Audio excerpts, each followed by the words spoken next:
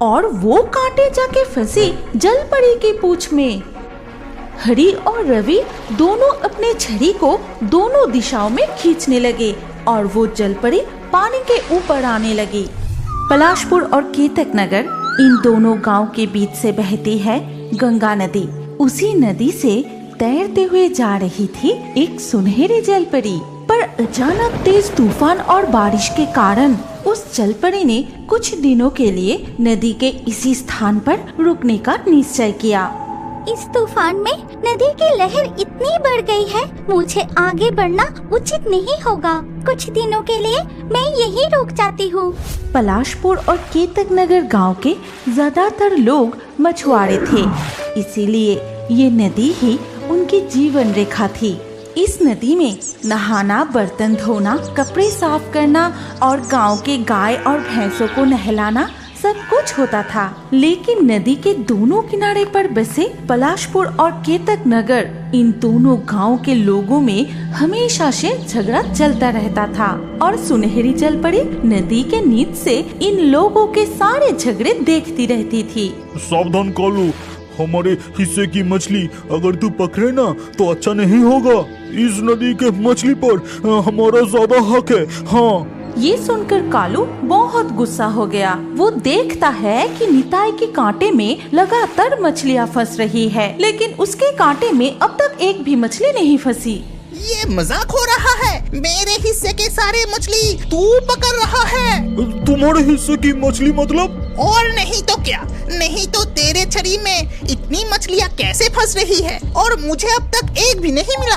तुम्हें मछली पकड़ना नहीं आता इसीलिए नहीं मिल रहा है। खामोखा इल्जाम लगा रहे हो। क्या कहा तूने? इतनी हिम्मत, मुझे मछली पकड़ना नहीं आता।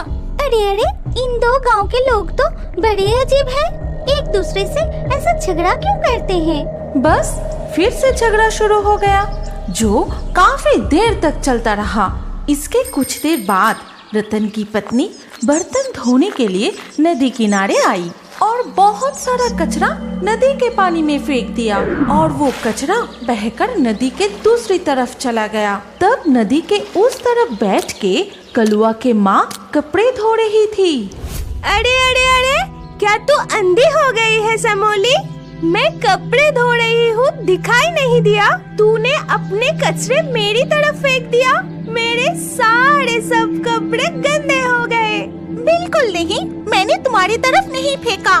मैंने तो कचरा नदी में फेंका है। अब अगर वो बहकर तुम्हारी तरफ आ गया तो इसमें मेरा क्या दोष है? तुम इस तरह कौवे की तरह चिल्लाओ मत, समझे? क्या कहा? मेरी आवाज कौवे की तरह है और तुम्हारी आवाज तो कोयल जैसी है। रुक जा, अभी मजा चकाती हूँ। ये कहकर कलुआ की माँ पास से एक बाल्टी कचरा लाई और सीधे रतन की पत्नी के बर्तन पर फेंक दिया। ये तुमने क्या किया? छी छी छी, तुमने जानबूझकर मेरे बर्तनों पर कचरा फेंका। अरे कोई है, आकर देखो तो जरा।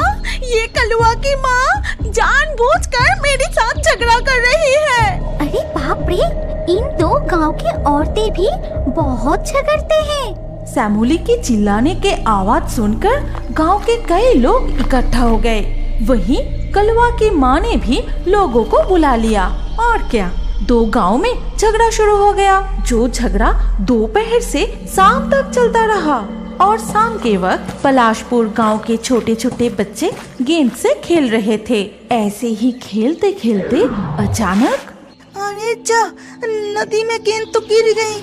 ए घंटू, जल्दी जाकर गेंद को उठा ला। लेकिन गेंद नदी में गिरकर बहते हुए दूसरी तरफ चली गई, जहां कलुआ, गोपाल और शिवली बैठे अमरूद खा रहे थे। तभी वो लोग गेंद को देखते ही उठा लिए। ये अच्छा नहीं हो रहा है कलुआ, हमारे बॉल जल्दी लौटा दे। गेंद पर तुम्हारा नाम लिखा है क्या? अब ये हमारी तरफ आ गई है, ये गेंद हमारी है। फिर वो लोग गेंद को उठाते ही वहाँ से भाग गए। बड़े लोगों के झगड़े के कारण इन दोनों गांव के बच्चे भी एक दूसरे से इसी तरह की शरारतें करते रहते थे।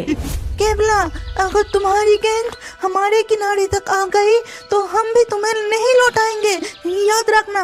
मैं देख रही हूँ इन दो गांव के बुजुर्गों को देखकर बच्चे भी झगड़ने लगे हैं।